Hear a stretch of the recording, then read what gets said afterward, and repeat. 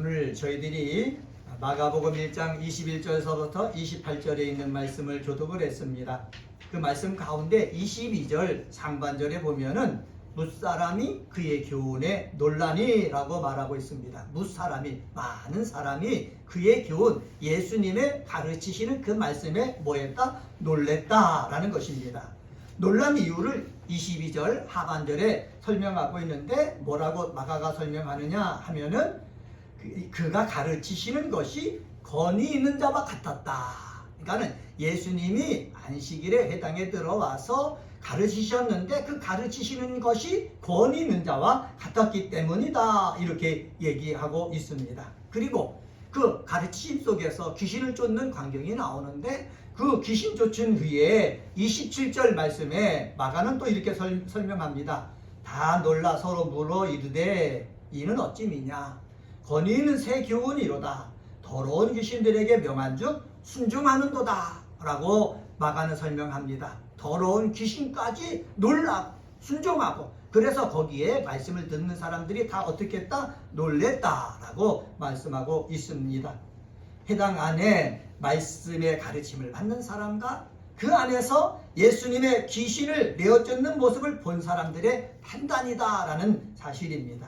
분명한 것은 그들의 판단은 무엇입니까? 예수님의 가르침에 뭐가 있었다? 권위가 있었다. 그 말에 힘이 있었다. 힘이 있었기 때문에 더러운 귀신들도 뭐했나? 순종한다라는 것입니다. 여러분, 이런 예수님이 우리의 구주가 되십니다. 이 예수님 때문에 저와 여러분이 하나님과 관계를 맺고 하나님의 자녀가 된 것입니다. 예수와 나와 뭐 상관있게 해야 하나님께서 예수님을 통해서 우리에게 주시려고 하는 그 하나님의 복이 우리에게 임하는 것입니다. 우리 은혜가 꽃피는 교회에 나와서 예배를 드리고 같이 말씀을 나눌 때에 예수님을 통해서 주시는 하나님의 복이 저와 여러분의 삶의 자리에 임하게 되어지기를 예수님의 이름으로 간절히 축원합니다. 그러려면은 예수님과 나와 상관이 있어야 되는 거예요. 내가 예배 드리러 나왔는데 예수님과 나와 상관이 없으면 아무 일도 안 일어나는 거예요. 그러나 예수님과 나와 상관 있게 할 때에 예수님을 통해서 주시고자 하는 하나님의 복이 우리의 삶의 자리 속에 임하게 될 줄 믿습니다. 그래서 오늘은 이런 소망을 가지고 예수님을 나와 상관 있게 하라 라는 제목으로 말씀을 전하겠습니다. 한번 따라서 해볼까요? 예수님을 나와 상관 있게 하라. 네, 그렇습니다. 제가 목사인데 목사의 힘으로 설교하고 예배를 인도하는 것이 아니라 말씀을 전할 때도 예수님과 나와 상관이 있어야 되는 거예요. 그리고 예수님을 통해서 우리에게 성령님을 주셨는데 이 성령님과 상관 있는 가운데서 말씀을 전할 때에 예수의 능력이 나타나고 예수의 능력을 나타내기 위해서 성령께서 뭐 하신다? 일어나신다라는 것을 우리는 알 수가 있습니다. 첫 번째로 21절과 22절에 보면은 예수님을 나와 상관있게 해야 되는데 무엇을 상관있게 해야 되겠습니까? 예수님 말씀의 권위가 나와 상관있게 해야 되는 것입니다. 한번 따라서 해봅시다. 예수님 말씀의 권위가 나와 상관이 있어야 됩니다.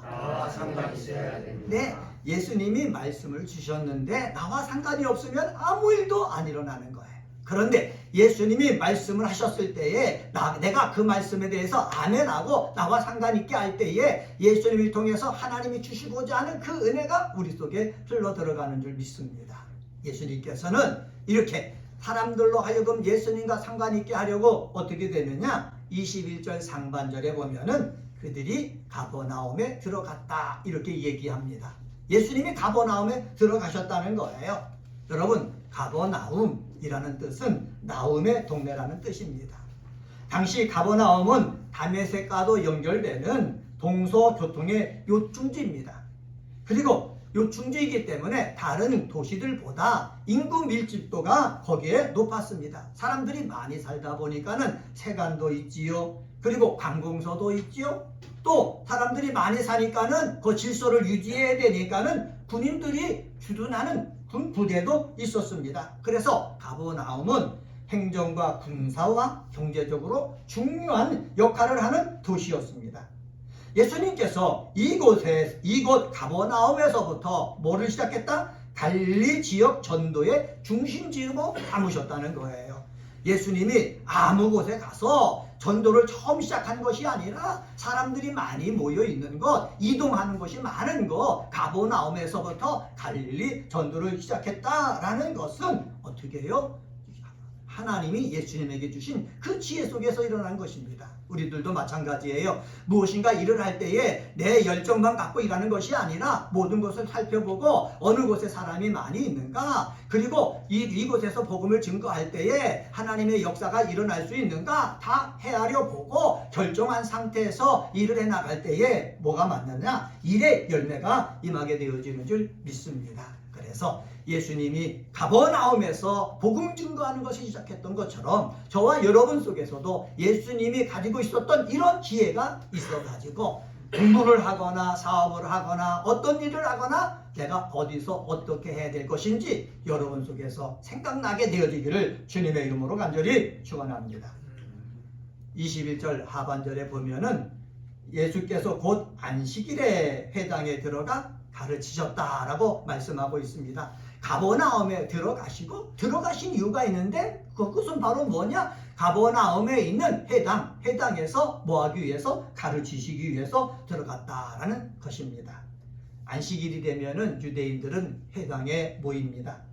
회당은요, 바벨론 포로 당시 성전을 상실한 유대인들이 함께 모여서 기도하고 찬양하고 토라를 연구하기 위해서 만들어졌습니다.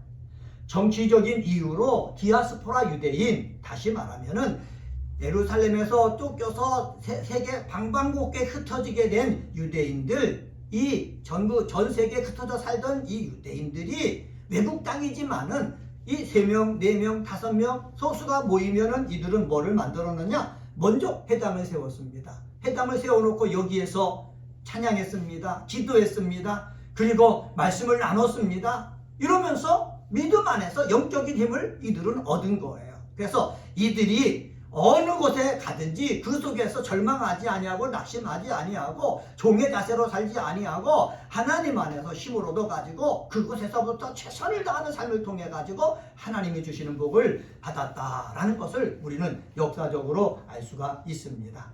이 회당에서 평일에는 율법에 대한 교육이 이루어졌다고 합니다. 그리고 안식일에는 거기서 예배를 드렸다는 거예요. 그리고 랍비가 있다면은 랍비가 거기 와서 말씀을 강론하는 그 역사가 있었습니다. 이 회당에서 오늘날의 교회가 나온 것입니다. 이 교회를 통해서 여기서 우리도 기도하고 찬양하고 성경 말씀을 봉독하고 설교 말씀을 들으면서 하나님 앞에 경배 드릴 때에 하나님이 주신 말씀을 통해서 믿음이 있고 소망이 있고 사랑에 있어서 세상 살아갈 그 힘을 얻는 역사가 있게 되어지기를 예수님의 이름으로 간절히 축원합니다. 예수님께서 안식일에 회당에 들어가 하신 일은 뭐였다고 그랬습니까? 가르치는 일을 하셨다 그랬습니다. 가르치신다라는 것을 문법적으로 보면은 미완료 과거 동사를 사용하였습니다. 미완료 과거형을 사용하셨다라는 말은 무엇이냐? 예수님께서 회당에서 가르치시는데 가르치시는 것을 한 번만 가르치지 않았다는 거예요. 완료되지 않았다는 거예요. 그러니까 계속해서 안식일 날만 되면은 회당에 가서 가르쳤고 가르칠 때에 짧은 시간만 가르친 것이 아니라 계속해서 하나님 말씀을 가르치셨다. 기회가 주어질 때마다 가르치는 일을 어떻게 하셨다? 계속 하셨다라는 것입니다. 그런데 눈여겨볼 것이 있습니다. 예수님께서 회당에서 계속해서 가르치실 때에 어떤 일이 일어났느냐? 무사람이 그의 교훈에 놀라는 일이 일어났습니다. 교훈은 디다케라고 얘기하죠. 가르치는 것도 디다콘이라는 단어를 썼습니다. 그러니까 디다케와 디다콘이라는 동일한 단어를 반복해서 썼잖아요. 이것은 바로 뭐냐면 강조요법입니다. 예수님이 회당에서 가르치는 것에 대해서 열심히 가르치셨다. 그리고 한 번만 가르치는 것이 아니라 계속해서 가르치셨다. 왜? 회당에 앉아있는 사람들이 귀가 열려야 되기 때문에, 마음이 열려야 되기 때문에 가르치실 때 귀가 열리고 가르칠 때 마음이 열리고 그래서 믿음이 생겨나고 그리고 예수님의 말씀에 힘이 있구나 라는 그런 확신이 들어서 하나님의 일꾼이구나 라는 것을 그들이 어떻게 알게 된다라는 것입니다. 가르침을 계속 듣다 보니까는 회당에 있던 사람들이 이렇게 얘기합니다. 아, 저분의 가르침은 서기관과 바리새인의 가르침과 같지가 않구나. 틀리구나. 그 가르침에는 권위가 있구나. 힘이 있구나. 능력이 있구나. 우리에게 소망을 주는구나. 우리의 가슴을 뜨겁게 해주는구나. 이런 것을 느낀 거예요. 여러분, 말씀을 가르칠 때에 말씀에 힘이 있느냐 없느냐? 말씀을 가르칠 때에 말씀 속에 성령의 역사가 임하고 있느냐? 그것을 어디서 느낄 수가 있습니까?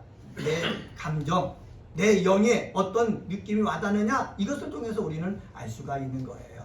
저는요, 소망합니다.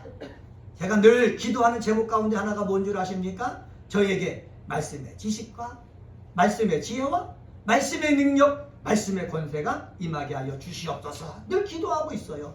말씀의 지혜가 있어야 돼요. 말씀의 지식이 있어야 돼요. 말씀의 권세가 있어야 돼요. 그래야 말씀의 권세가 임할 때에 우리 속에 죄 있는 사람은 죄를 깨닫고 회개하는 역사가 일어나고, 악한 영이 눌려 있으면 말씀의 힘에 제압당해가지고 귀신이 떠나가고, 말씀의 힘이 있을 때에 병든 자가 치유되고 문제가 해결되어지고, 말씀의 힘이 있을 때에 하나님의 지혜가 우리 속에 임한다라는 것입니다. 이런 말씀의 지혜, 지식, 말씀의 권세 있도록 저는 기도하고 있는데, 우리 사랑하는 은혜가 꽃피는 교회 성도들도 목사를 위해서 목사님이 말씀을 전할 때에 말씀의 힘이 있게 하여 주옵소서. 말씀의 권세가 있게 도와주시옵소서. 그래서 정말 문제 있는 사람이 해결되고, 삶이 갈팡질팡하는 사람에게 힘이 생기고 믿음이 생기고 뜨거운 열정이 생겨서 이 험한 세상 승리하는 삶을 사는 성도들 다 되게 하여 주시옵소서. 기도로 도와주는 우리 식구들 되어지기를 주님의 이름으로 간절히 축원합니다.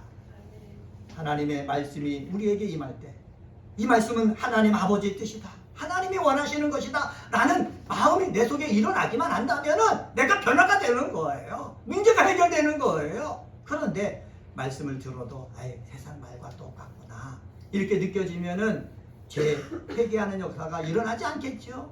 새로운 삶을 위해서 내가 다른 밥길에 나가야 되겠다, 그런 결심이 일어나지 않겠죠.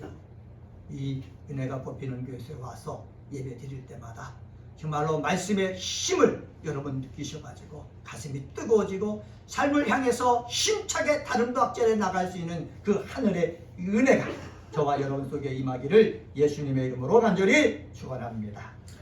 두 번째로, 예수님을 나와 상관있게 해야 되는데 23절서부터 25절에 보면은 사탄의 권세를 멸하러 오심이 나와 상관있게 해야 된다라는 말씀입니다. 한번 따라서 해볼까요? 사탄의 권세를 멸하러 오심이 나와 상관있게 합시다. 마가는 귀신을 더러운 귀신이라고 말하고 있습니다. 23절에 보면은 해당에 더러운 귀신 들린 사람이 있다라고 이야기하고 있습니다. 여러분, 그렇습니다. 우리가 삶을 살아나갈 때에 해당에 하나님을 찬양하고 기도하고 말씀을 배우기에 모였잖아요. 근데 그들 속에 보니까는 더러운 귀신 들린 사람도 있다는 거예요. 이것을 어디서 느끼느냐? 예수님이 말씀을 가르치셨잖아요. 말씀의 권위가 있으셨잖아요. 말씀의 권위가 있다 보니까는 사람 속에 들어와 있던 이 귀신이 어떻게 해요? 안절부절 못하는 거예요. 그러다 보니까는 귀신이 그 사람 속에 들어와 있으니까 안절부절하지 못하고, 그러다 보니까 어떻게 해요? 귀신이 소리 지르고 무서워하고, 그런 자를 어떻게 하겠습니까? 말씀의 권세가 있는 예수님이 이 귀신을 어떻게 해요? 내어 쫓았다라고 성경에 기록하고 있습니다. 마가는 귀신에게 더러운이라는 말을 붙여서 사용합니다. 그래서 더러운 귀신들이라고 표현합니다. 귀신의 왕을 바알세불이라고 하는데 파리떼의 왕이라는 뜻입니다. 파리는 더러움의 상징입니다. 여름철을 보면은 더러운 곳에 뭐가 껴요? 파리떼가 끼는 것을 여러분 쉽게 볼 수가 있습니다. 영적으로도 마찬가지입니다. 예수님을 믿는 사람의 영과 삶이 더러워지면 자신도 모르는 사이에 귀신이 와서 달라붙게 되어 있습니다. 그리고 몸속에 자리를 잡고 지냅니다.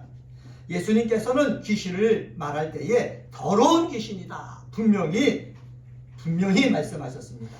귀신들은 사람을 유혹해 더 많은 죄를 짓게 만듭니다.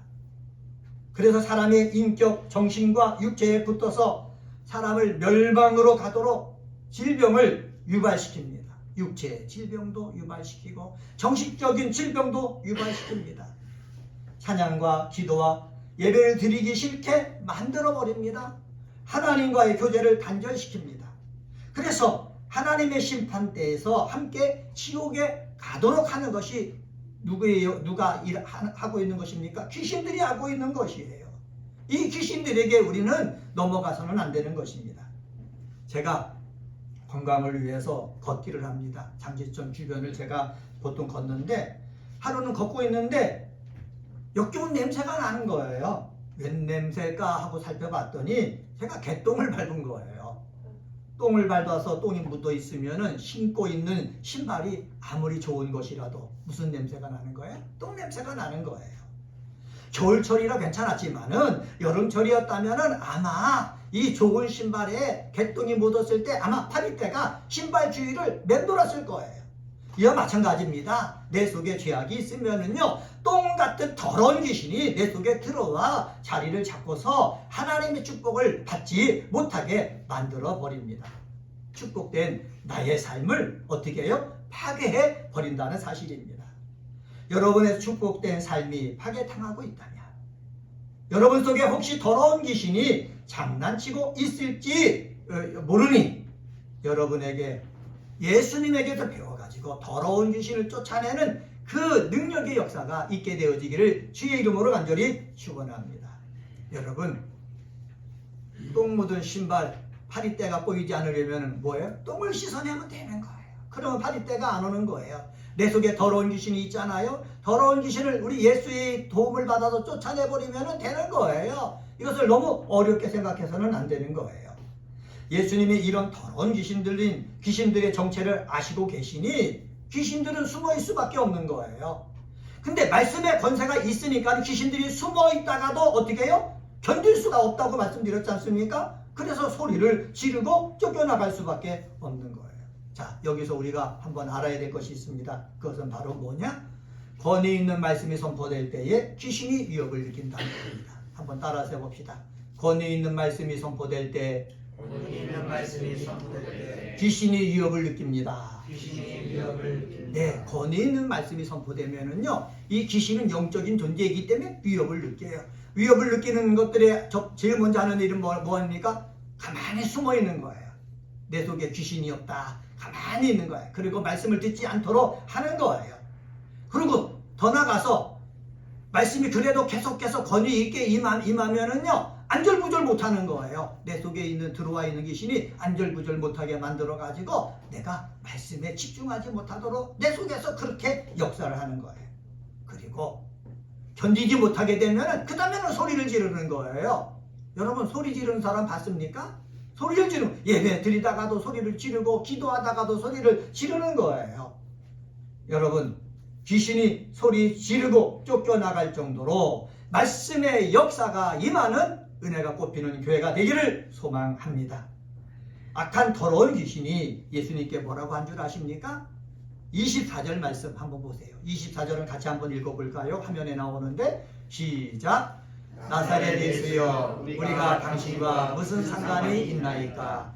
우리를 멸하러 왔나이까? 나는 당신이 누구인 줄 아노니 하나님의 거룩한 자니이다. 아멘. 킹 제임스 버전에는 표준 원문에만 기록되어 있는 에야라는 것을 번역을 해가지고 이렇게 번역했습니다. 우리를 홀로 두소서.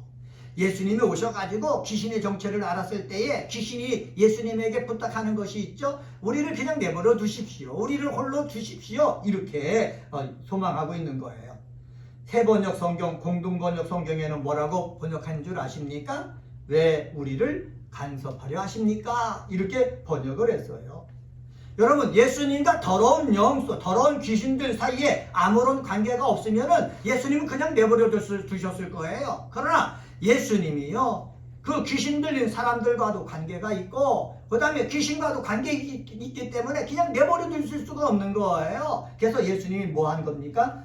상관한 거예요. 귀신 들린 사람에게 상관해가지고 이 귀신을 어떻게 하려고 쫓아내려고 하신 거예요.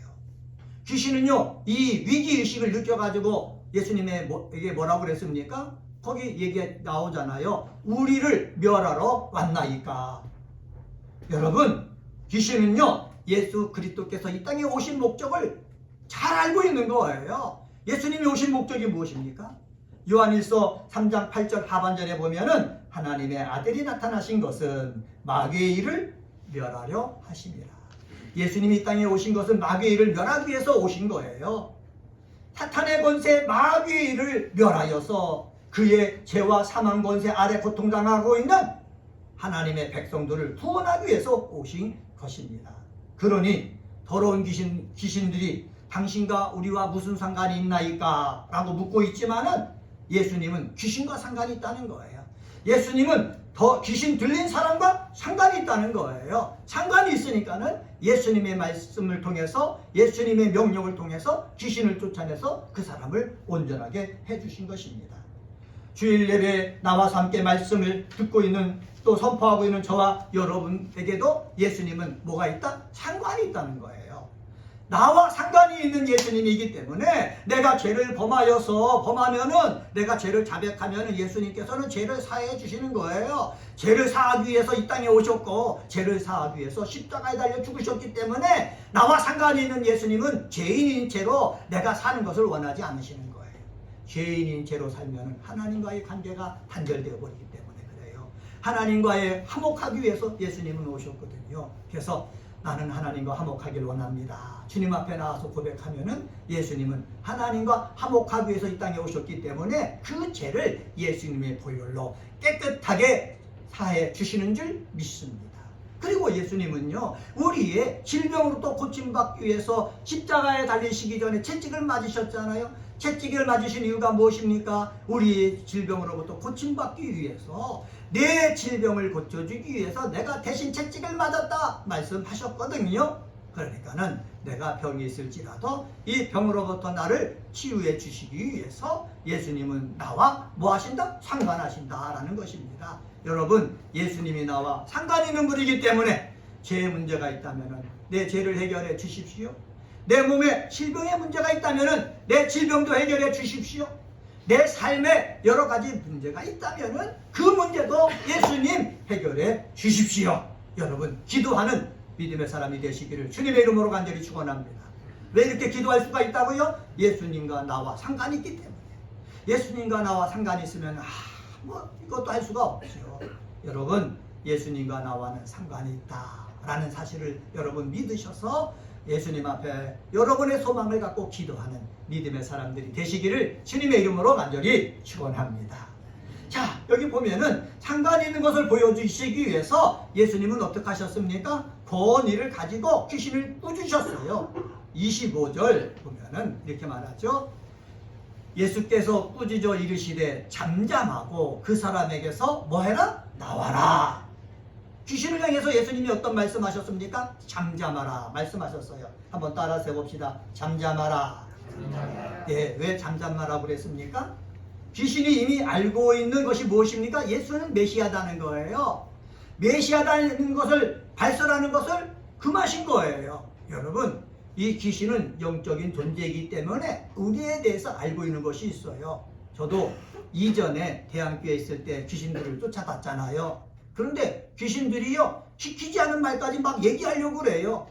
그래서 시키지 않는 것까지 얘기해가지고 자신의 창피스러운 일까지 다 드러내게 만들어요. 그것을 누가 듣습니까?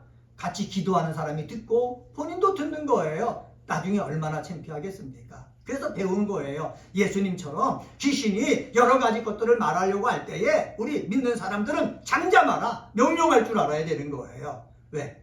제가 목사이지만 제가 온전합니까? 아니요, 저도 죄가 있거든요. 죄 있는 것을 알고 귀신이 떠발르거든요. 너도 죄다. 너도 귀신과 똑같은 그러한 존재다. 이것을 얘기해갖고 막 부끄럽게 만들거든요. 얼굴을 못 들게 만들려고 하거든요. 그럴 때 우리들이 해야 될 일이 무엇입니까? 잠잠하라. 할 수 있어야 되는 것입니다. 한번 따라서 해봅시다. 잠잠하라. 잠잠하라.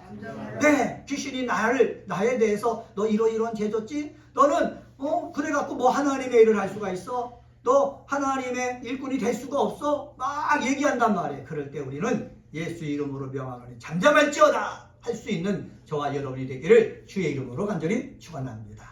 그리고 두 번째로 예수님이 하신 것이 있어요. 잠잠하라 하실 뿐만 아니라 그 사람에게서 뭐라고 했습니까? 나오라 말씀하셨습니다. 한번 따라서 해봅시다. 그 사람에게서 나와라. 예수님 말씀하신 거예요. 그 사람에게서 나와라. 이거는 치유 명령입니다. 병든 사람이 있습니다. 그러면 그 사람에게서 이 병아, 그 사람에게서 병의 증세를 가지고 나와라. 우리는 예수 이름으로 명령할 수가 있어야 되는 거예요. 악한 영이 있잖아요. 들린 사람이 있잖아요. 그 사람이 안절부절 못하고 두려움 속에 있는 사람이 있잖아요. 그러면 우리 과감하게 그 사람에게서 나와라. 예수 이름으로 명하노니 그 사람에게서 나와라. 명령할 줄 아는 저와 여러분이 되시기를 주님의 이름으로 간절히 축원합니다. 귀신들은요, 하나님 사람들 안에서 있다가 밖으로 나와야 될 존재예요. 그리고 예수님은요, 우리와 상관하기 위해서 이 땅에 오셔서 하나님 사람들 속에 들어가야 될 존재예요. 예수님은 내 마음속에 모시고 귀신이나 악한 것, 저주받은 더러운 질병은 내 속에서 뽑아내는 믿음의 사람이 되어야 될 줄 믿습니다. 은혜가 꼽히는 교회에 와서 말씀을 듣고 기도하고 찬양할 때마다 우리 속에 있는 더러운 것을 나와라! 뽑아내버리고, 그리고 우리에게 생명을 주시는 그 예수님을 자꾸 우리 속에 모시어서 말씀을 모셔서 우리에게 하나님의 은혜가 넘쳐나는 그러한 사람이 되어지기를 예수님의 이름으로 축복합니다. 우리 한 2분 정도 찬양하고 기도하는 시간 갖도록 하겠습니다.